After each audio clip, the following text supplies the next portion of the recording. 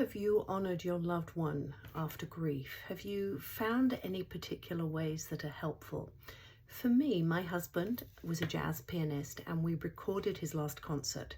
And after he died, I put that concert together into a CD and gave it to all his friends and fans and family. And for me, it was very healing to put that together. But it was also a beautiful way of sharing him a little bit more and really honoring him. I called it parting gift, and I gave that to all these people.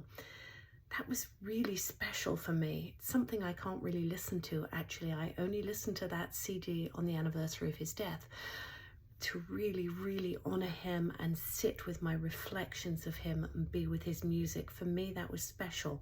Now, everybody has somebody in their life who they've lost and loved, but not everybody has a jazz pianist who's recorded their last concert. And so what sort of different things can you do to honor your loved one? And there's so many things, aren't there? It might be as simple as lighting a candle every night, or just lighting a candle on the anniversary of their death, or on their birthday, or at Christmas, or at some special occasion. It might be going to the cemetery and laying flowers at a regular basis. Maybe it's planting a tree or a flower or a rose in the garden. Perhaps it's a bench in a park with their name on. Perhaps it's a donation to a charity that was dear to their heart. There are so many ways we can do that. And it can be more creative. It could be creating a memory book of things about them, or maybe a beautiful photo album.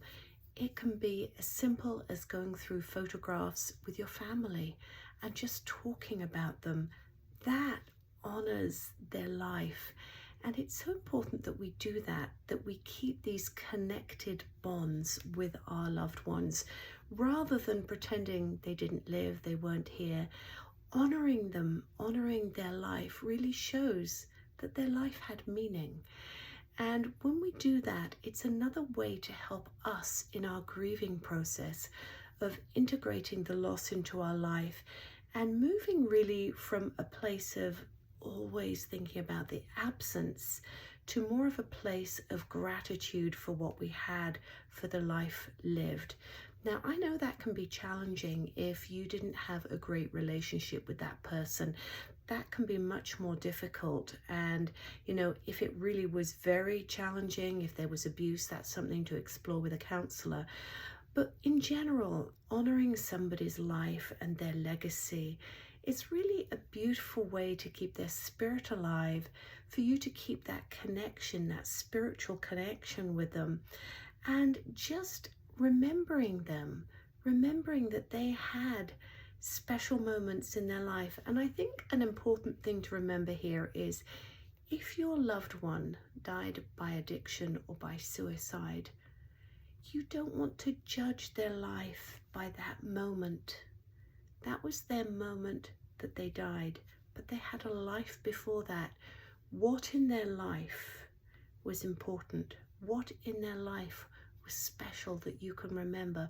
What is cherished about their life? Don't define them by their death. That would be so sad, because it is a terrible situation when people are in that much pain. So if you can, try and find something that is a way of honoring the life lived from your loved one. Like I said, I've given you some ideas. For me, it was a CD, but it can be all sorts of things. So see what you can do.